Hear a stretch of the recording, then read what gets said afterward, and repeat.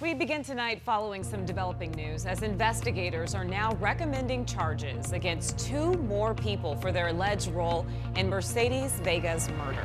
Good evening and thanks so much for joining us for 12 News at 10. I'm Caribe Devine. And I'm Troy Hayden. Mark's off tonight. It's been a high-profile case.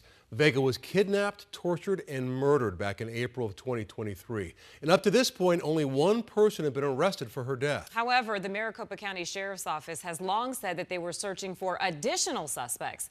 12 News journalist Bianca Bono has been covering this story from the very beginning and is joining us live in studio. And Bianca, how is Vega's family feeling about this news? Well, they told me they cried when they got the phone call. They have been fiercely fighting for justice for their daughter, and it has been an agonizing 2 years without answers.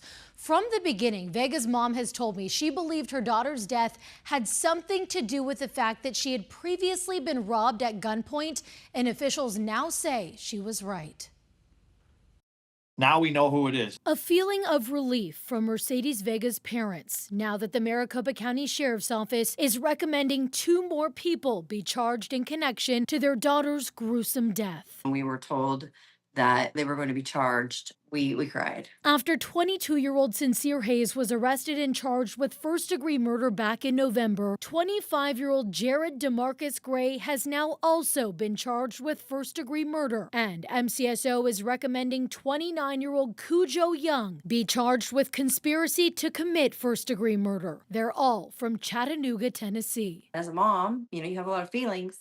Now we have the facts. And the facts, laid out in police and court records, allege Vega was killed to prevent her from testifying against Cujo Young, who was charged with robbing her at gunpoint in October of 2020. Vega was instrumental in helping police identify Young, who was a stranger to her. She was scheduled to testify against him in court the day before she was killed. But on April 16, 2023, she was kidnapped from her Tempe apartment, tortured, and found inside of a burning car off the I-10. If it wasn't for Cujo Young, None of this. Mercedes would still be alive. Correct. Young was wearing an ankle monitor at the time of Vega's death, but officials say he bought the car used in the crime and paid to fly Hayes and Gray from Tennessee to Arizona in March of 2023. According to court records, Gray's fingerprints were found on a cup inside of the burning car, while Hayes' fingerprints were found on a grocery bag. Vega's mom has long suspected that her willingness to aid in Young's prosecution is what led to her death. But when we found out that she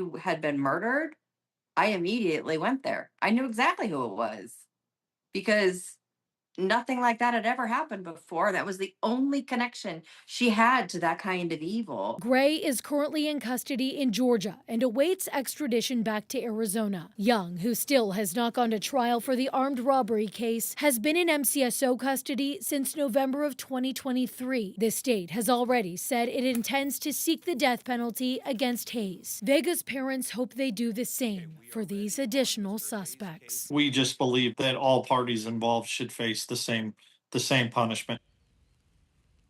And Vega's parents tell me the reason it was so important to Vega to aid in Young's prosecution after she was robbed was to not only get justice for herself, but others Vega worked with had also been victimized. She was fighting for them too.